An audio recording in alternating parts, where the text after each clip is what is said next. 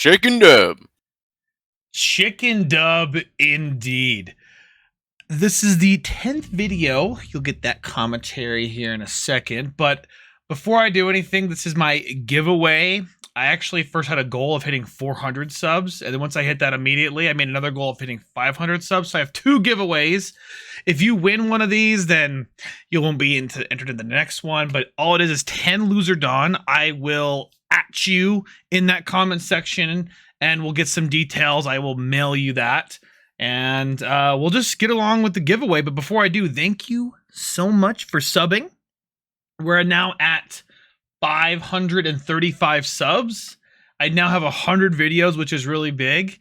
I may potentially also open a Patreon. Let me know what you guys think about that. And again, I will be streaming live on Twitch this Saturday and the next Saturday at twitch.tv/KEKFILA. I really appreciate all your guys' support, and it's been really, truly blessed to be working with you all. So let's go along with the giveaway. Do a little spin. The first winner is Drew Iraka 42. Drew Iraka 42. Congratulations. Congratulations. Okay. And finally, we're going to remove that. And then we're going to do one more. We're going to spin it again. And Eduardo Zanettini. I will message you both on YouTube comments, and then you can let me know some of your details down there. I appreciate all of you, and have fun with the rest of the video. Hello, it's a great day here at KEKFILA's YouTube channel. I am your host, KEKFILA, aka Sage, and I hope you guys really enjoy this giveaway, or that giveaway that just happened. I probably did it before the video, but this is me speaking retroactively because I'm filming this before anything. I'm now round 10. I am 6 wins, 3 losses, and I'm facing Whitebeard on the last game of this 10-round tournament. And essentially, it looks like I win the dice roll. I decide to go first, or maybe he decided for me to go first. Doflamingo's pretty good at going first in this matchup. So it looks like I don't play anything because I don't have anything. And then he plays out an Ezo. I'm getting a Thatch. And then he plays out a Whitebeard Pirates. And it seems like a pretty good curve going second already. If you really think about it, he's going to be able to have a Thatch on a 6 Dawn turn. Then he gets another Ezo with that Whitebeard Pirates, which is completely legal, you know. And then I go to my 3 Dawn turn. I have nothing better to do. This is usual strategy. A usual strategy against Whitebeard.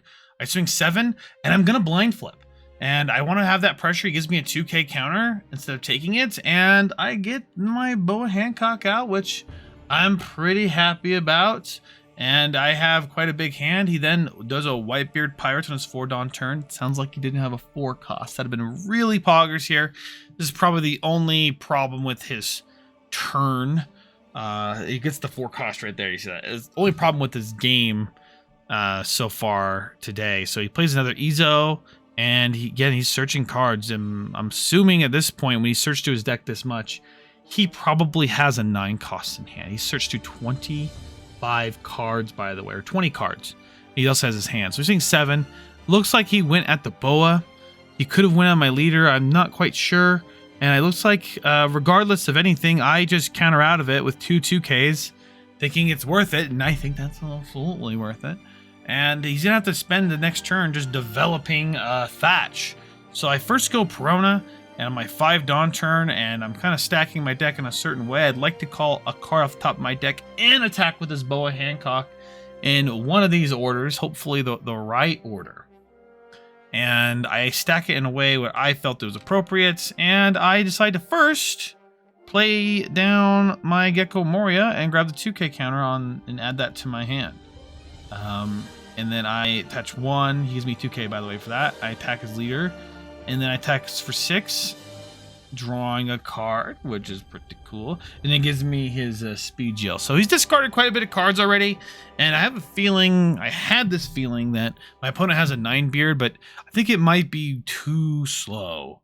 Limebeard might be way too slow, and I might be able to do something really, really crazy for this next turn. So, because he has an ace, right? He can only really do an ace play on his 8 Dawn turn. So I go up to my 7 Dawn turn, thinking about what I should do. He's going to absolutely just wreck everything here. So I first just go 8k at his leader. He gives me a 2k and a 1k, and then I just play a 4 cost. I'm playing around the ace. The ace will come down. He has nothing else to do, but now he may not do it because the ace doesn't get any value out of everything, because he was going to ace me, attack with Ezo, this. He would have cleared my board, but now my board is big. My hand is large. He's going to swing at my face really hard here, and he has no way to remove this anymore, and it kind of make it hard for him to play down his Whitebeard because he probably wants to ace that turn. So I just take both these damages because I guess why not. And then he goes down and plays just another Thatch. He just wants another big body, leaving 2 Dawn up, and he has an ace still in his hand, which again, that would have been maybe better to play that, but it is. So I now go to my 9 Dawn turn. A 9 cost Mihawk would be nice here. And I kind of want to take advantage of my wide as hell field here. I first just swing a Tickle 6 into his leader. I'm going to try to empty out his hand. That's the name of the game. He gives me a 2k counter. I go 6 again as leader, and he gives me another 2k counter. And then I go 6 again in his leader, and I do not get to draw a card because my hand is huge. I don't get to draw a card. I swing 7. I play out the Kuma, and my opponent then thinks here just for a moment. He gives me a 3k counter. I play down the blocker, and looks like I have Kumas in hand. I have bad thoughts. My field is so wide. It's just gonna swing 6/6/6s at you, but he goes to his Newgate turn. So he swings 6 at something. It looks like I discarded. Actually, no, he sells his leader. Sorry, he swings 8. 8, probably my Boa. I decided to let it die. Not really too much of an issue. And then he swings 8 at the Gecko Moria. Pretty easy to defend here.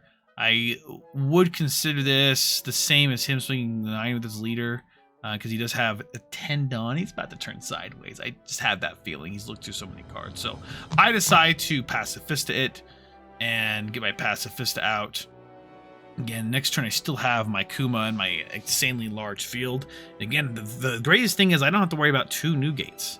And then he swings 8, most likely back at the Gecko Moria, and I'm just thinking, do I want to do that? Do I have this? I give him 3 1Ks to defend that Gecko Moria, and now I'm just kind of sitting here like, what am I gonna do with myself? So I go to this turn thinking out loud, well, I'm gonna play first the blocker. I'm gonna see how that goes. I do want to attack big into him and maybe get him down to like 1 life, but essentially the blocker's the issue. So and if I do swing with cards and he does ace them, I don't mind him acing the 6Ks, because if he aces the 6Ks, they go down to 3K, which is not in the range of Ezo yet.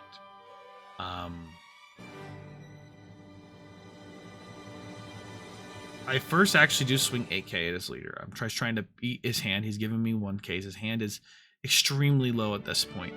I go 8. Looks like I go 9 at his leader, and nothing else to do with this Dawn. I said, oops, 7, 8, 9, and he actually takes this one. So looks like his hand's really low.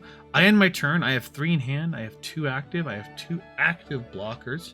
I had to think about that, and really just where are we going with this essentially, and see how it goes. My opponent then thinks here for a moment. He plays down his ace, and with that ace he has 3 Dawn active. He's gonna go down to 0 life. There's no way he has a turn after this, right?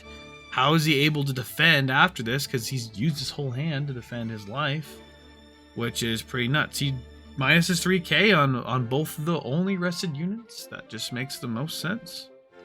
And my opponent then here, he just kind of has just 2 cards in hand. He really doesn't have much options. He goes 3k with the Ezo at one of these. Looks like I give him a 1k. And that's just kind of forced him to attack that instead of my leader. He goes 6, most likely at one of these. It dies. And then he's going to go 7 at the other one. I'm not keeping that alive at all. Why is my Kuma rested? It's rested for some reason. Kills that. I'm a little confused. Did I rest that by accident? I'm going to go back here real quick. Okay, alright. What happened here? What did I do? Did I arrest that? What did I do here? What is this? How is that rested? Guys, cringe alert! Oh, I rested it. He attacked this. I rested the Kuma. That's what I did. He attacked with his Ezo at my Pacifista. I rested the Kuma because it's a 5k. That's how I got rested. So he kills the Kuma. I play the Pacifista. And he uses his Thatch and his Thatch. I take both of those. Or I think I counter out of one of those because it's a Love Mellow worthy. So I have a great field. Pretty much GG's. He has 3 cards in hand. 2 active Dawn. I first attach. I just swing 6. 6. And then I swing 6 one more time. And then I swing big ass. And I just win the game from there. I had lots of Love Mellows all over the place to, stall that game out if I needed to. But again, I really appreciate everyone who watching this. I believe this video would be released on Thursday. And with that, again, on Saturday, August 12th and August 19th, Saturday, I will be streaming all day with the intention to win these competitions. I just want to have some fun. So check me out. I'll see you there on stream. And see you next time. Ciao.